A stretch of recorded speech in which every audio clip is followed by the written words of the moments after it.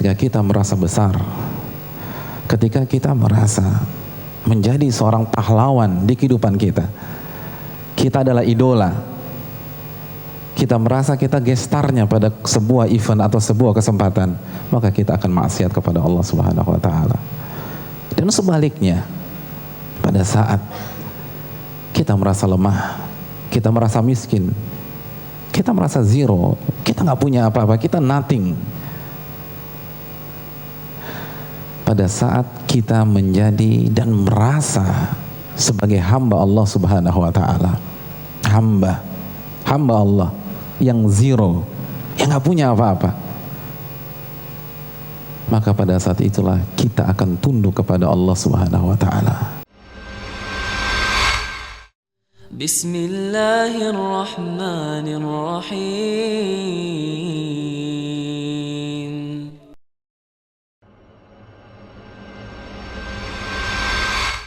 Hadirin yang dirahmati oleh Allah Subhanahu wa Ta'ala, bahwa kita tidak akan mungkin menjadi muslim yang sejati kalau kita merasa diri besar, kalau kita merasa diri kaya, kalau kita merasa pahlawan, kalau kita merasa hero. Allah Subhanahu wa Ta'ala berfirman dalam surat Al-Alaq, kalla innal insana la yatgha ar-ra'ahu istaghna. Sesungguhnya manusia akan melampaui batas, manusia akan bermaksiat, manusia akan zalim, manusia akan durhaka kepada Allah. Kapan itu terjadi? Ar-ra'ahu istaghna, ketika dia merasa kaya, ketika dia merasa pahlawan, ketika dia merasa hero, ketika dia merasa memiliki semuanya, maka apa yang kejadian?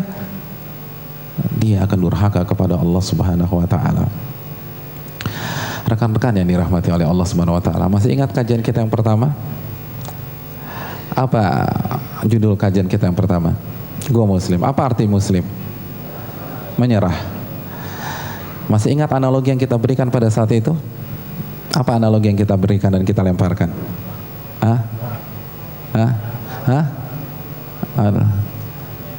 Lampu merah. Kok lampu merah? Tentara. Oke, tentara. Saya ingin bertanya kepada rekan-rekan sekalian, kapan seorang tentara itu mengangkat bendera putih dan menyerah? Apakah pada saat dia merasa kuat? Atau dia merasa persenjataannya masih lengkap? Atau dia merasa jumlah pasukannya lebih besar daripada lawannya? Tentu saja tidak. Tentu saja tidak. Pada saat itu dia tidak akan menyerah. Dia akan melawan. Dia akan menyerang. Dia akan fight. Dia akan menembak lawannya. Dia akan menyerah pada saat ia tidak punya apa-apa. Pelurunya habis. Dia merasa lemah. Dia merasa terpojok. Dia merasa tidak bisa melakukan apa-apa lagi.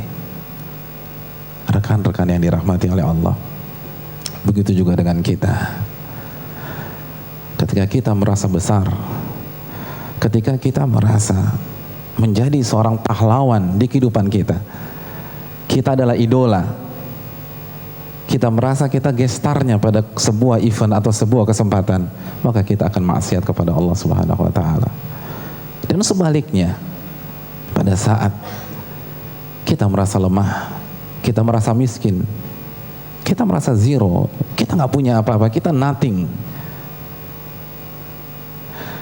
Pada saat kita menjadi dan merasa sebagai hamba Allah Subhanahu wa Ta'ala, hamba Allah yang zero, yang nggak punya apa-apa,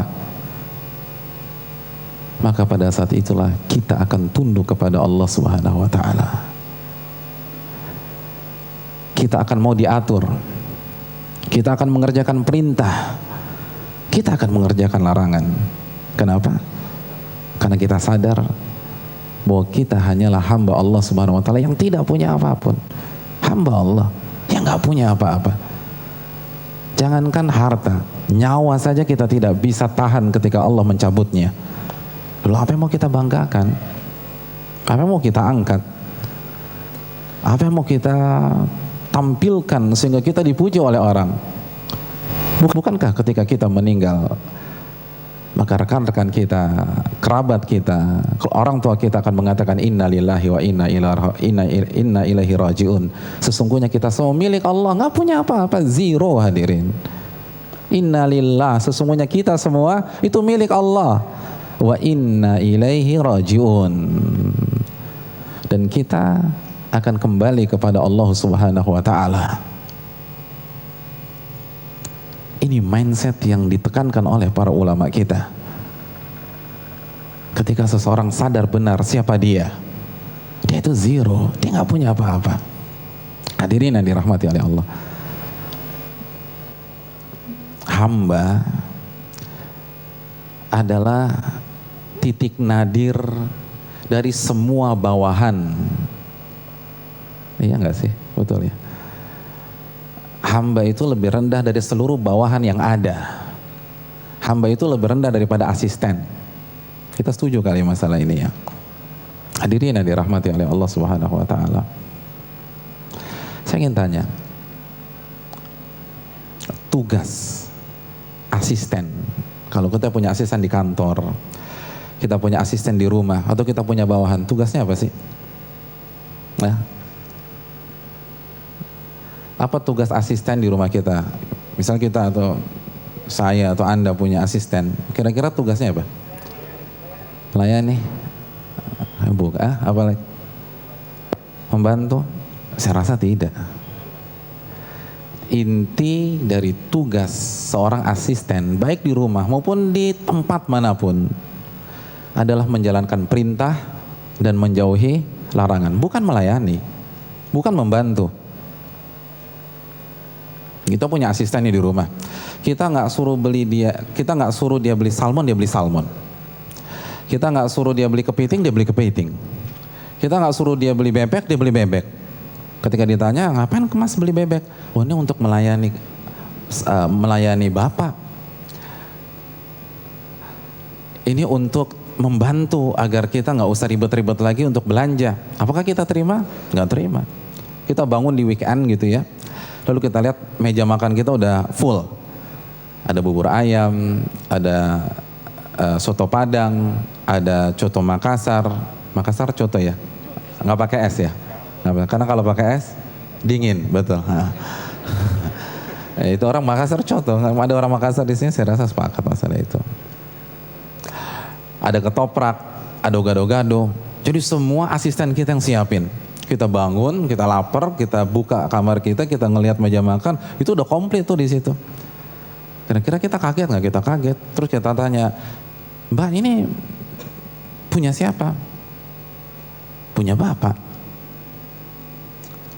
Siapa yang beli? Saya Pak. Pakai uang nggak siapa? Uang bulanan Bapak yang kemarin dikasih. Kira-kira kita terharu atau kita marah? Hah? Siapa yang terharu di sini? Gak ada, kita marah. Karena kalau setiap minggu dia begini atau setiap hari begini, bangkrut kita. Orang dibelikan semua. Asisten tugasnya bukan membantu, tapi jalankan perintah. Kalau saya beli bubur, beli bubur. Kalau saya perintahkan beli ketoprak, beli ketoprak. Jangan membeli apa yang saya tidak perintahkan. Itu asisten, itu bawahan. Kita pesan, Mbak tolong buatin nasi goreng ya, gak pakai cabai. Dikasih cabai 5. Kira-kira gimana tuh? Loh, kenapa kamu kasih cabai? Oh, saya hobi makan pedas Pak. Saya ingin Bapak merasakan cita rasa saya. Pakai dari lagi la yu'minu ahadukum hatta yuhibba li akhihi ma yuhibbu li nafsihi. Tidak beriman seseorang sampai dia menginginkan sesuatu untuk saudaranya apa yang dia inginkan untuk dirinya sendiri. Kira-kira kita terima orang tersebut? Saya rasa tidak. Kalau saya larang, jangan kasih cabai, jangan kasih cabai. Itu asisten. Itu bawahan. Hadirin, hamba itu lebih rendah dari itu. Hamba adalah bawahannya bawahan, bawahannya bawahan, dan bawahan-bawahan itu titik nadir dari bawahan. Dan itu kita. Allah Subhanahu wa taala berfirman, ya wa ma khalaqtul jinna wal insa illa liya'budun. Tidaklah aku ciptakan jin dan manusia kecuali untuk beribadah. Az-Zariyat ayat 56. Untuk menghamba. Tidaklah aku ciptakan jin dan manusia kecuali untuk menjadi hambaku. Ya'budun. Ya'budun itu kata kerja dari hamba. abad. Jadi kita diciptakan, saya, rekan-rekan sekalian, hadirin sekalian, diciptakan oleh Allah untuk jadi hamba. Bukan untuk jadi CEO-nya Allah Subhanahu wa taala. Bukan untuk jadi komisarisnya Allah Subhanahu wa taala, untuk jadi hamba. Pernah baca tafsir ayat ini apa tidak? Apa tafsir ayat ini? Kalau kita buka buku tafsir-tafsir induk, maka kita akan mendapatkan sebuah keterangan dari Al-Imam Mujahid. Para ulama kita mengatakan kalau Anda membaca tafsir Mujahid maka pegang erat-erat. Karena itu ilmunya Abdullah bin Abbas. Ini murid terbaik Abdullah bin Abbas, orang nomor 1 dalam tafsir Al-Quran. Apa tafsir Mujahid dalam ayat ini? Li'amurahum wa anhahum. Tidaklah aku ciptakan jin dan manusia kecuali untuk aku perintah dan aku larang. Itu mana hamba di sini. Jadi kita diciptakan untuk menjalankan perintah Allah dan untuk menjauhi larangan-larangan Allah Subhanahu wa taala. Kita diciptakan untuk diperintah dan dilarang. Simple. Karena kita adalah hamba. Hamba yang tidak punya apa-apa. Hamba yang lemah. Hamba yang miskin. Hamba yang tidak tahu apa yang terbaik untuk dirinya. Hamba yang tidak punya kekuatan. Hamba yang syiarnya la haula wa la quwata illa billah. Kemana slogan kita selama ini? La haula wa la quwata illa billah. Tidak ada daya dan kekuatan kecuali dengan pertolongan Allah. Berarti kan kita zero, hadirin. Kita nggak punya apa-apa. La haula wa la quwata. Tidak ada kekuatan, zero.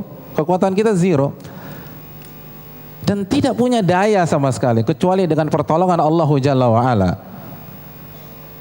Hadirin, pada saat itulah kita mau diatur oleh Allah. Ketika kita merasa nggak punya apa-apa, ketika kita merasa bodohnya luar biasa, ketika kita merasa bahwa kita lemah, hadirin yang dirahmati oleh Allah Subhanahu wa taala, itu hamba dan itu status kita. Status kita semua lebih rendah daripada setiap asisten di muka bumi ini dan setiap bawahan di muka bumi ini. Apabila ada seorang kolonel bertemu dengan bintang 4 lalu disuruh berikan gorengan, kira-kira responnya apa? Siap dan, kan begitu. Dia nggak nanya lagi, kenapa gorengan komandan, kenapa nggak ketoprak? Enggak, siap dan. Itu kolonel. Hamba lebih rendah dari itu. Itu analogi seorang hamba.